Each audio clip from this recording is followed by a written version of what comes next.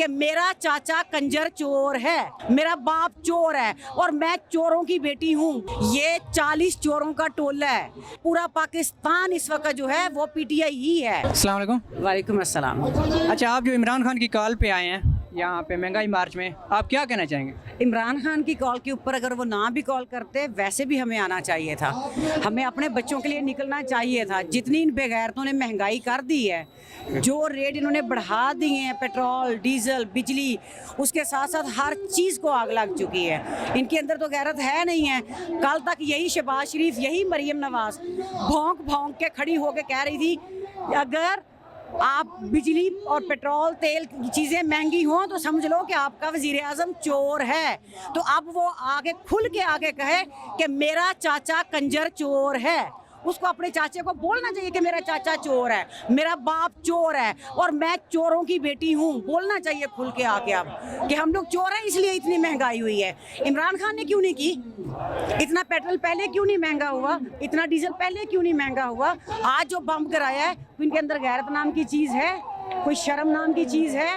اگر ہے تو ڈوب کے مر جائے. اچھا, نون لیگ حکومت نے 2000 دینے کا وعدہ کیا ہے, تو آپ اتنے پیسے جو ہیں آپ اس کو کیسے سیو کریں گے؟ 2000 روپیہ اتنا زیادہ دینے کا انہوں نے اناؤنس کیا ہے, اتنا زیادہ اماؤنٹ انہوں نے اناؤنس کر دیا, سمجھ نہیں آ رہی ہے عوام کو ہم اس کو خرچ کہاں کہاں کریں. جان کا بھی خطرہ ہو سکتا ہے, آپ کیا کہہ کہہ رہی ہوں کہ یہاں پہ جان کا کیا, جان کے لالے پڑے ہوئے ہیں. لوگوں نے گھروں میں لاک کر رکھ لیے, سنبھال کے رکھے ان پیسے. اتنے زیادہ اس نے پیسے دے دیے ہیں, بیکاری نے پوری قوم کو بیکاری بنا کے رکھ دیا. خود بیکاری تھے, ہم لوگوں کو بھی بیکاری بنا دیا پکڑ کے. اچھا, 2000 آپ کہاں استعمال کریں گے اتنے پیسے اماؤنٹ جو ہیں؟ میرا خیال ہے کہ مجھے جہاں پہ خرچ کرنے چاہیے نا, میں وہ یہاں نہیں چاہ رہی ہوں.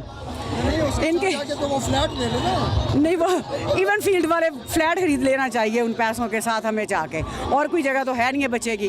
اچھا, نون لیگ حکومت کو آپ کیا پیغام دینا چاہیں گے؟